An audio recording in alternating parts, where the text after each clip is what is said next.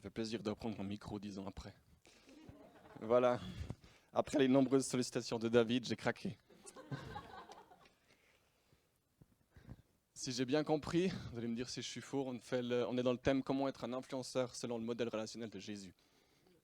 C'est juste? Cool, excellent. Ce matin, j'aimerais vous parler d'un thème qui est important pour moi. Et je vais commencer par une petite histoire. On était en vacances dernièrement en octobre à Bourg-Saint-Pierre. Je ne sais pas si vous connaissez où est Bourg-Saint-Pierre. Pour ceux qui vont en Italie par le col du Grand Saint-Bernard, Bourg-Saint-Pierre, c'est le dernier village.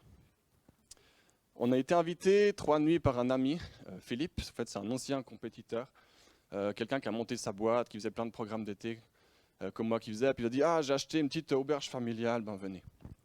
Je vous offre, je vous invite, etc. » On a passé 3 jours cool, on a été se balader, on a été se promener, on a passé du temps avec les enfants. Super. On rentre à la maison, et puis avec Salomé, on fait tous les dimanches soirs, on fait un couple confine, comme on appelle ça. On fait le feedback de la semaine, et puis on fait la prochaine semaine, on discute.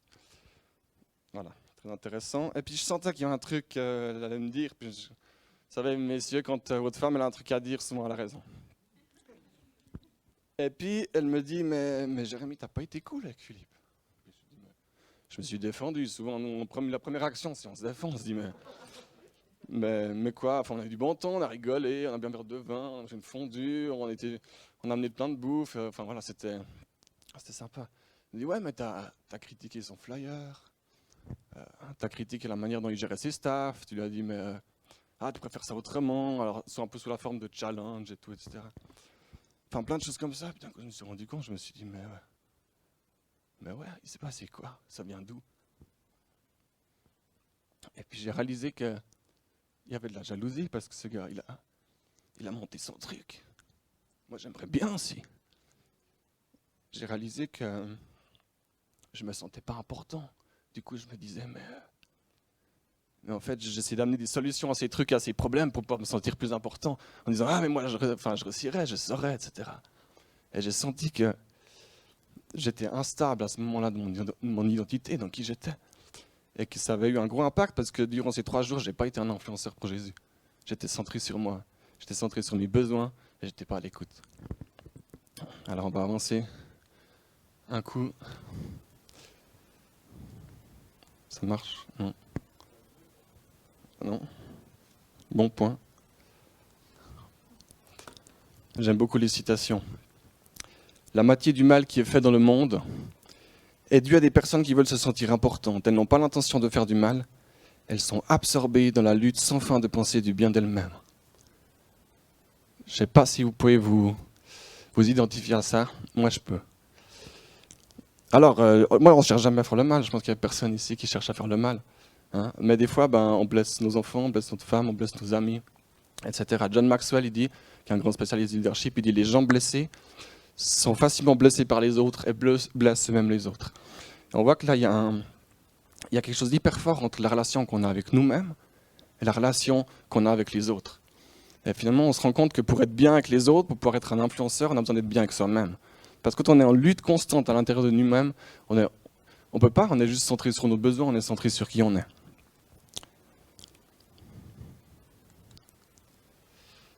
Alors on va regarder un petit peu justement cette relation avec nous-mêmes durant cette journée. Et puis comme on a le thème de Jésus, comment il influence, on va parler de Jésus. On va essayer de voir comment lui était établi dans son identité et qu'est-ce que ça a provoqué et de quelle manière il a pu influencer autour de lui.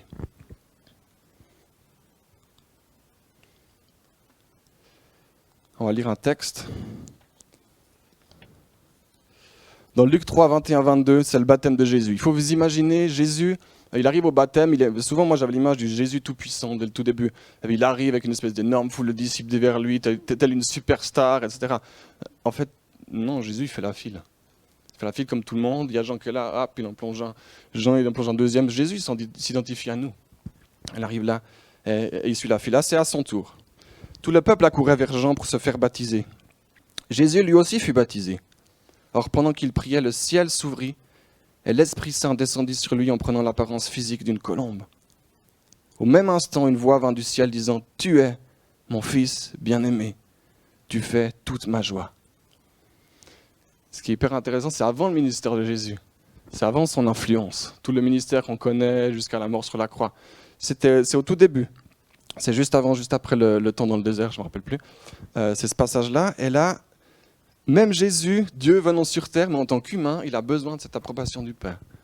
Et là, le Père, il fait 3 choses. Il lui dit, tu es mon fils. Et ça, c'est ce sentiment d'appartenance qui est tellement puissant de pouvoir se dire, mais ça, c'est mon fils. Moi, je prends souvent mon Marcel, là, je le chope comme ça à la tête, je dis, ça, c'est mon fils, je dis. Mais pour construire en lui ce sentiment d'appartenance, et c'est ça que le Père, il fait avec Jésus. Il dit, mais ça, c'est mon fils. Et je ne crois pas que ça, c'est principalement pour tous les gens qui étaient autour, pour qu'ils entendent tous, etc., puis qu'il ait une autorité respectée. C'est principalement pour lui, pour l'établir dans son identité. La deuxième chose qu'il dit, tu es bien aimé. C'est ce sentiment de valeur. Tu es aimé, tu es important. Après, il lui dit, tu fais ma joie. J'ai du plaisir à être avec toi. Et pas parce que tu as fait des miracles, tu n'en as même pas fait encore. Mais j'ai du plaisir à t'avoir. Juste pour toi, juste pour qui tu es. Et ça, c'est le début, le centre de comment le Père, autant Jésus qu'il était, il avait besoin d'être établi dans son identité. Notre identité, alors, on a 20 minutes ce matin, on ne va pas pouvoir en développer sur tout ce qu'il y aurait à développer, il y a énormément de choses, il y a des très bons bouquins qui existent. Mais notre identité, en quelques mots, c'est pas juste ce qu'on pense de nous, qu'on se dit ouais, je pense, je suis comme ci, je suis comme ça. C'est nos profondes croyances secrètes et intérieures sur nous-mêmes. Et c'est ça qui influence. C'est pas juste ce que tu dis, ah ouais, je suis bon à ça, je suis bon à ça. Non, non. C'est qu'est-ce qui, au fond, et des fois, c'est des choses dont on n'est même pas nous-mêmes conscients de ce qui se passe à l'intérieur. Et c'est là que Dieu vient établir notre identité. Mais c'est aussi dans ce genre d'endroit, dans ce genre de lieu, que fait la différence sur notre influence qu'on peut avoir sur l'extérieur. Et ça, comme je l'ai dit avant, c'est une lutte. C'est pas une chose qui est acquise une fois pour toutes. Oui, on fait des pas, oui, on grandit, oui, on établit au fil du temps.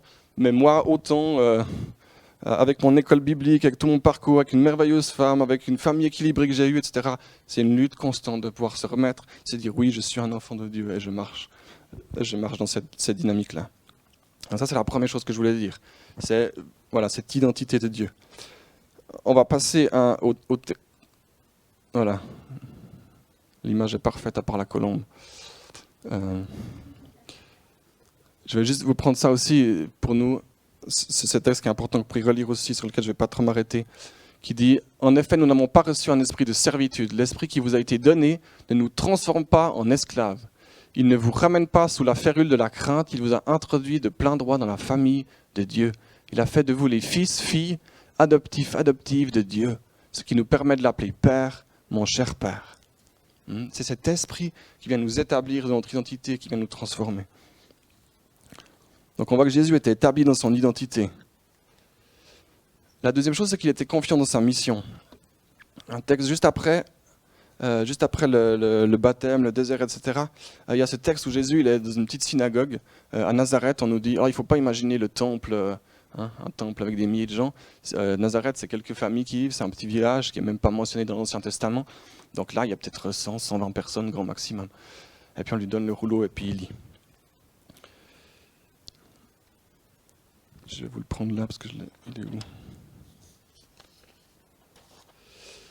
Il se rendit aussi à Nazareth où il avait été élevé. Et comme il en avait l'habitude, il entra dans la synagogue le jour du sabbat. Il se leva pour faire la lecture biblique et on lui présenta le rouleau du prophète Ésaïe. En déroulant le parchemin, il trouva le passage où il est écrit « L'Esprit du Seigneur repose sur moi. Il m'a choisi et consacré par son onction pour apporter la bonne nouvelle aux malheureux. Il m'a envoyé pour annoncer aux captifs qu'ils peuvent être libérés et aux aveugles qu'ils verront de nouveau, pour apporter la délivrance à ceux qui sont écrasés sous le poids de leur fardeau et proclamer l'année où le Seigneur accueille les hommes et leur témoigne sa faveur. » Jésus, il connaissait parfaitement ce à quoi il était appelé. Il savait qui il est, mais il savait quelle était sa mission. Il savait à quoi il était appelé. Il ne disait pas « Ah, j'aimerais quand même bien être l'empereur romain. J'aimerais bien être Caïphe, le chef du temple. J'aimerais bien être un pharisien. » Non, il savait, c'était ça sa mission. Et finalement, souvent on regarde à côté et on commence à jalouser, à critiquer ou autre, parce qu'on se dit mais lui, si lui il est banquier puis que toi tu es ferblantier, Dieu t'appelle à être ferblantier, il t'appelle pas à être banquier. Si David est appelé à être pasteur, on n'est pas tous appelés à être pasteur. Toi tu fais une différence différemment. Et ça c'est hyper important parce que c'est une lutte aussi dans nos relations, savoir si on n'est pas certain de ce à quoi on est appelé, on est toujours en train de regarder à droite, à gauche, en train de se demander, mais voilà, mais lui ici, mais lui ça, mais etc. Et ça, c'est cette deuxième chose qui est super importante, c'est de réaliser que Jésus, il était au clair dans son identité, mais au clair dans sa mission. Il était tellement au clair que si vous dites qu'à la fin de ce passage, ils l'ont rejeté et ils ont voulu aller le mettre en bas une falaise pour le tuer.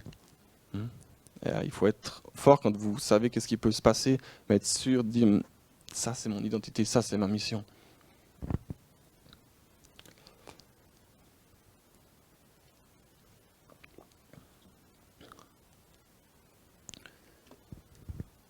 J'aimerais parler un peu de vulnérabilité, parce que quand on est confiant dans sa mission, quand on est sûr de son identité, on commence à pouvoir être vulnérable. Être vulnérable, si vous allez dans le Larousse, c'est qui est exposé à recevoir des coups, des blessures. Si on lit l'histoire de Jésus, dans Philippiens 2, 7, 8, il dit « s'est dépouillé lui-même en prenant la condition d'esclave, en devenant semblable aux hommes. Après s'être trouvé dans la situation d'un homme, il s'est humilié lui-même en devenant obéissant jusqu'à la mort sur la croix. » Et ça, pour moi, c'est le comble de la vulnérabilité. C'est Dieu qui vient sur terre, qui s'expose, qui se met à nu, et quasiment physiquement à nu, devant tout le monde sur une croix, et qui sait que ça va être raconté pour des siècles et des siècles. Et je crois que la vulnérabilité, c'est aussi apprendre nous-mêmes à pouvoir de temps en temps se mettre à nu, à partager une faiblesse, à partager une difficulté, à partager un challenge, parce que quand on est sûr, quand on est établi dans qui il est, ça va être bien possible. Si on est en lutte constante, ça devient très difficile d'être vulnérable. On a fait, peut-être certains ont vu notre talk qu'on a fait avec Salomé à One il y a 2 ans. One, c'est un événement chrétien à Fribourg. Et puis, on n'a pas partagé que du joli, on n'a pas partagé nos super victoires. On a partagé sur notre couple. On a partagé sur passablement de challenges, de difficultés, de choses auxquelles on a passé au travers. J'ai raconté comme j'ai merdé aussi, dans les secrets que j'avais auprès de ma femme. Enfin voilà, plein de choses. On en discute volontiers à l'occasion. Et on a eu énormément de feedback de gens qui sont venus vers nous après, ils nous ont dit « mais merci, moi aussi. Moi aussi, je vis ça, etc. Moi aussi, je me suis senti dans ce que tu as dit. » Et je crois que c'est ça la beauté de la vulnérabilité, c'est quand nous, on peut s'ouvrir et montrer par quel chemin on a parcouru, mais on avait Jésus avec nous dans ses vulnérabilités, dans ses challenges. C'est là que ça ouvre des cœurs à cœur. Cette vulnérabilité nous permet justement, comme je disais, de créer des cœurs à cœur. J'aime énormément cette citation de Brené Brown, traduite par Nos Soins. Faites-nous grâce. Les gens ne viennent pas chercher en nous de la compassion ou de l'empathie pour qu'on leur dise quoi faire. Ils s'en foutent de notre théologie quand ils viennent chercher de la compassion ou de l'empathie. Ils viennent à nous parce qu'ils ont confiance en notre capacité de connaître nos propres zones d'ombre pour s'asseoir avec eux dans l'obscurité. Je trouve ça tellement puissant, c'est-à-dire quand on est capable de transmettre aussi, nous en tant que chrétiens, moi pendant toute mon adolescence, je pensais que je devais avoir la vie chrétienne victorieuse constamment, et que c'est ça qui allait attirer les gens. Non. Les gens sont attirés quand ils sachent que toi aussi, tu as passé par des choses. Mais toi aussi, dans les difficultés, dans les souffrances, dans les galères, dans les péchés et autres, il y avait quelqu'un qui était avec toi. Et c'est là que tu peux commencer à influencer.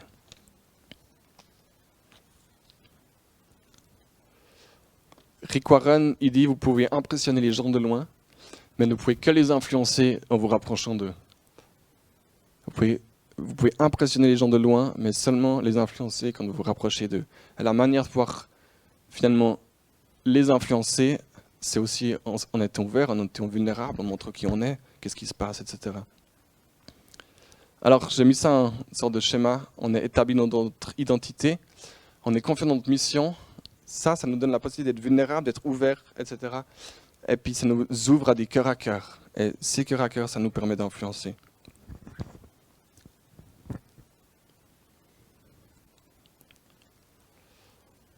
J'aime beaucoup Philippe Yancey, j'imagine que certains connaissent.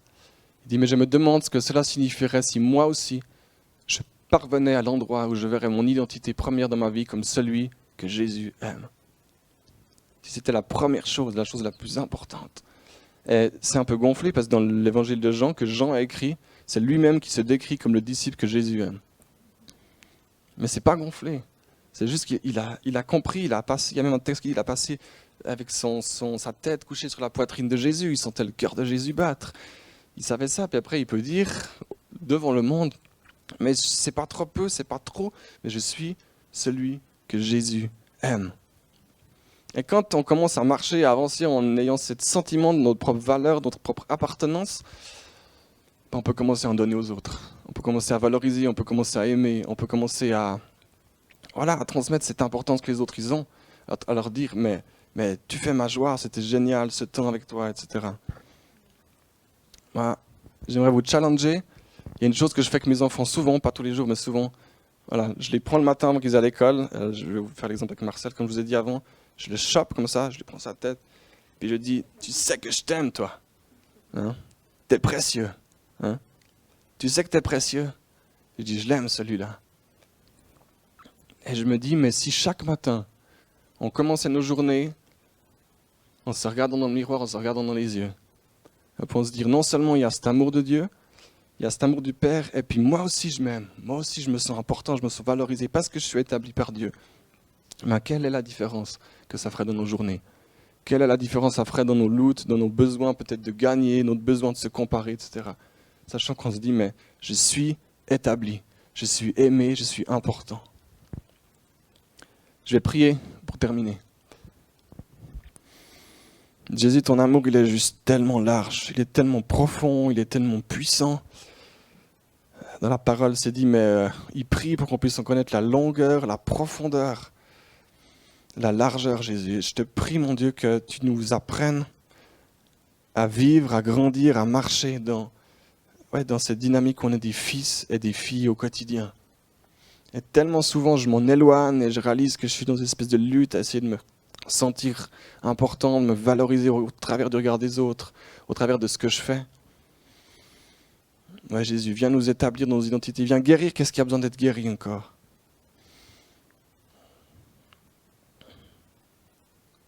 Ouais, je te prie que tu nous aides à continuer à grandir dans la compréhension de la valeur qu'on a en toi, au quotidien. Amen.